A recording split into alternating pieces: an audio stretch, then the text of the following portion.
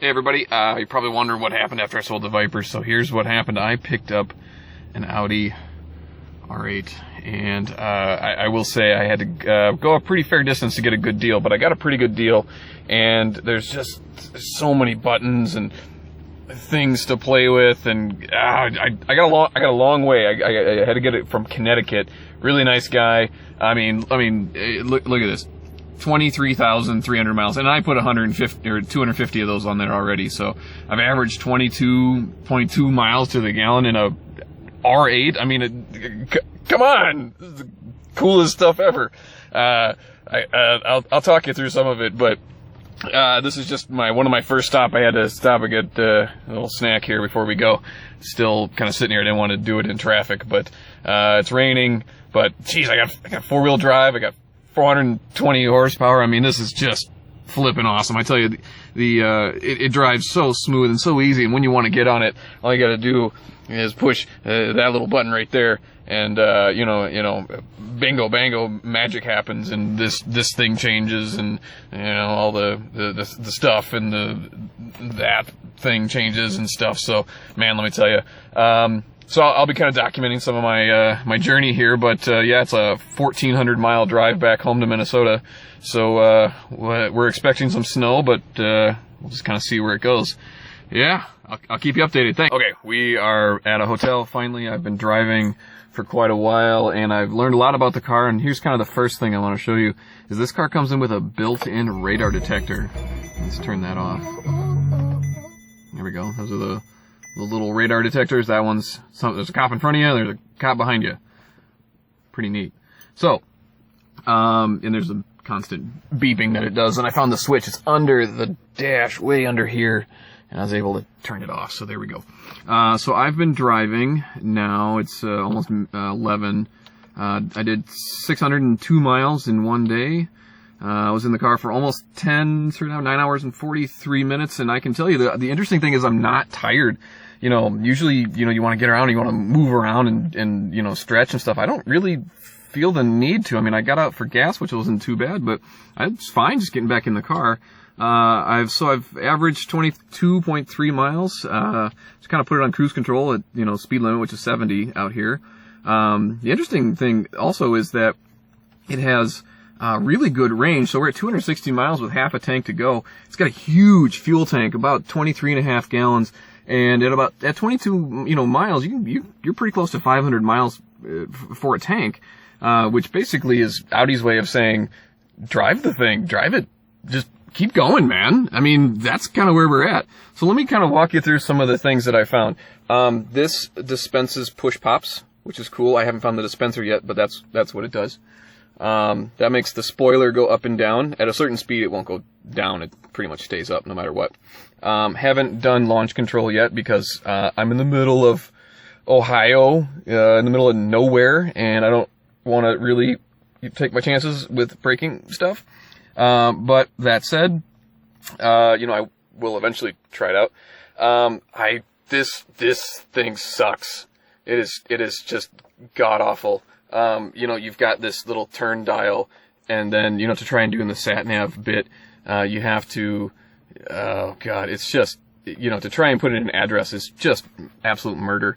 They do have a function here for your phone. However, I learned that it's only a very specific phone that was in 2008 that Audi said, no, you can only use this specific phone, and which connects back here in this little slot.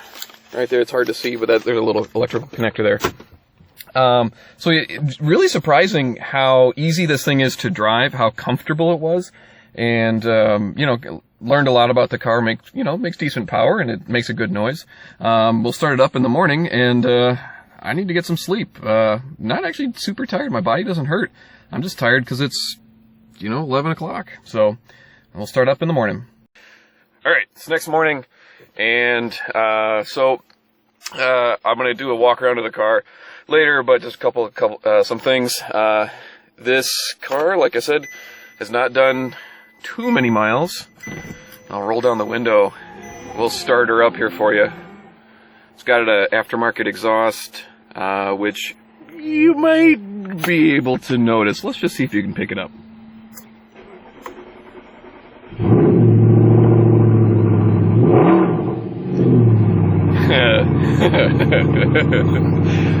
Haven't quite figured out if I love it or if I hate it, but it's definitely there. It's definitely noticeable. So until I stop again.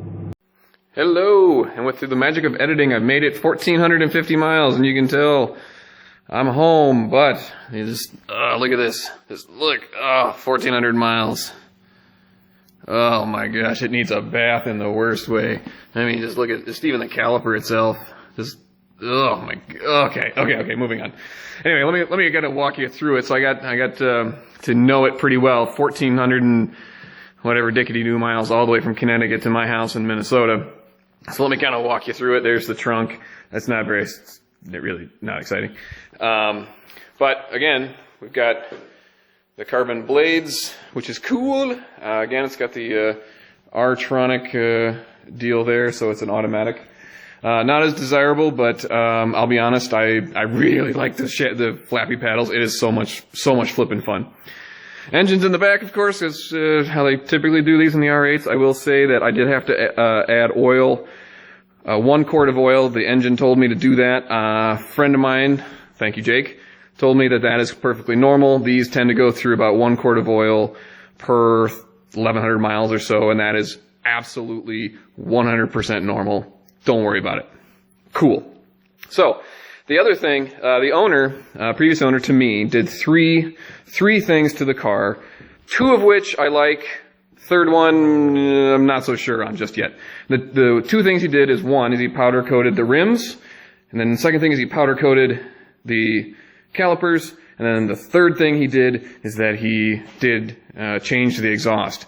And I think that's a bit warm in the back for this car, and I did have a gearbox malfunction warning, danger lights all over the front of it. So I had to kind of figure out what that was, and it sounds like the transmission was getting overheated, and it's very possible that the exhaust, which is, down there where the gearbox is might be too close or not have the right shielding or something. So I'll have to figure that out. But it only happened on super long runs, like 300 miles plus. And I will say I did average yet again 22.4 whatever. So, it still worked pretty well.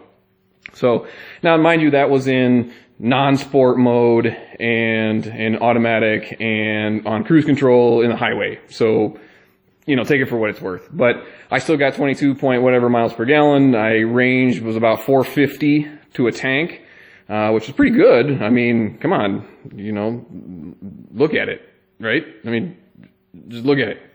I did find out it's a sport button, will change the steering a little bit. It will tighten that up a little bit. Before it's like, it's tight, but it's not super tight. It's like somebody grabbing your arm, kind of lightly, and then when you push the button, it's like somebody gripping your arm really tight. So, it's just a subtle difference in that.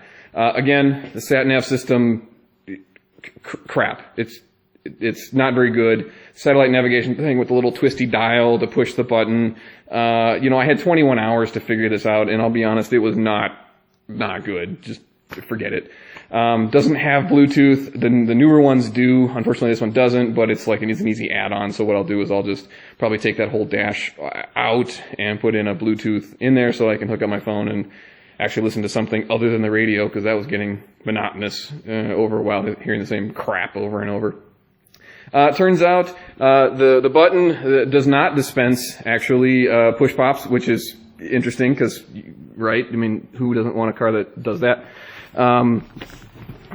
And what it actually does is this button here, it's on by default. So if you just start the car up, it already has, this is the mag ride system, and you can push it to turn it off, but it's always kind of on, kind of like traction control is always on.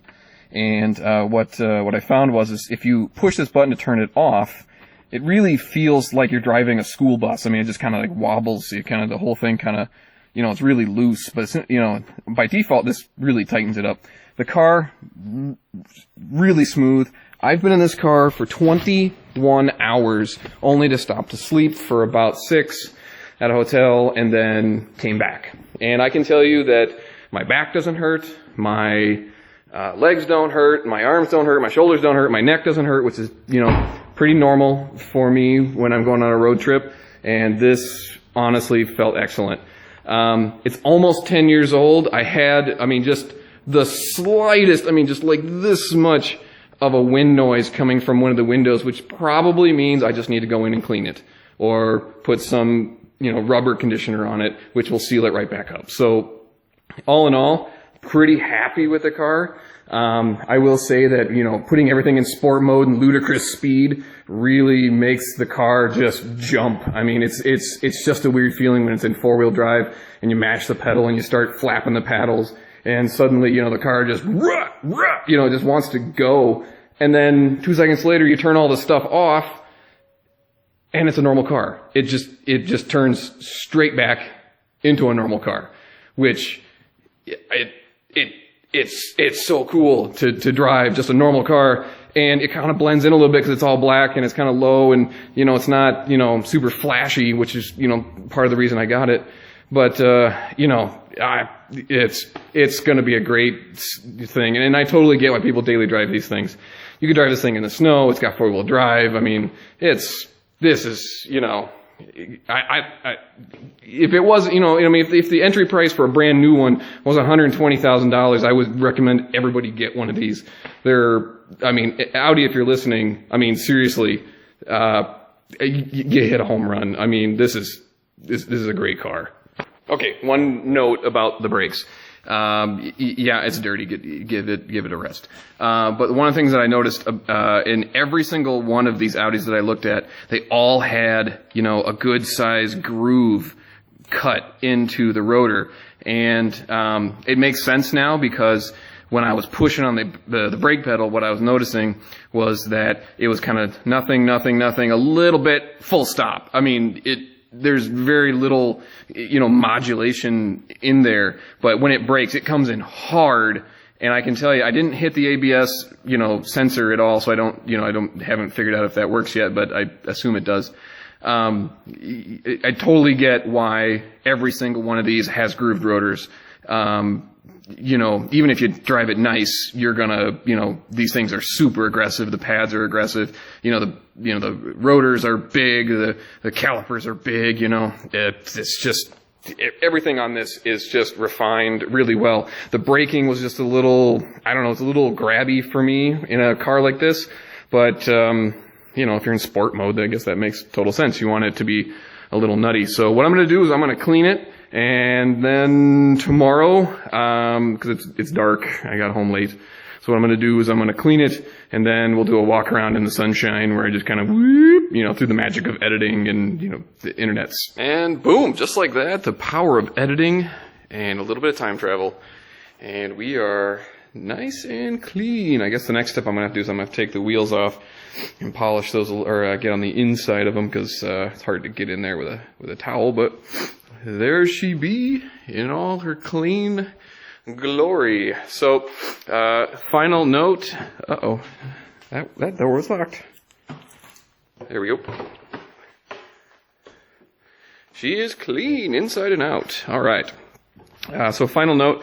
One of the things that I forgot to mention previously is, because of the four-wheel drive system and the fact that it's a really wide car, you do get some wheel chatter, from the front wheels in a parking lot or a gas station, and you got it at full lock, and the wheels will kind of chatter a little bit. So just kind of give you a heads up on that one. Other than that, I found a couple paint things I need to correct up front, but otherwise, this is good to go. There's really not much to do except go and drive. So hey, thanks for watching, and don't forget to subscribe in the deals down there. And thanks for watching. See ya.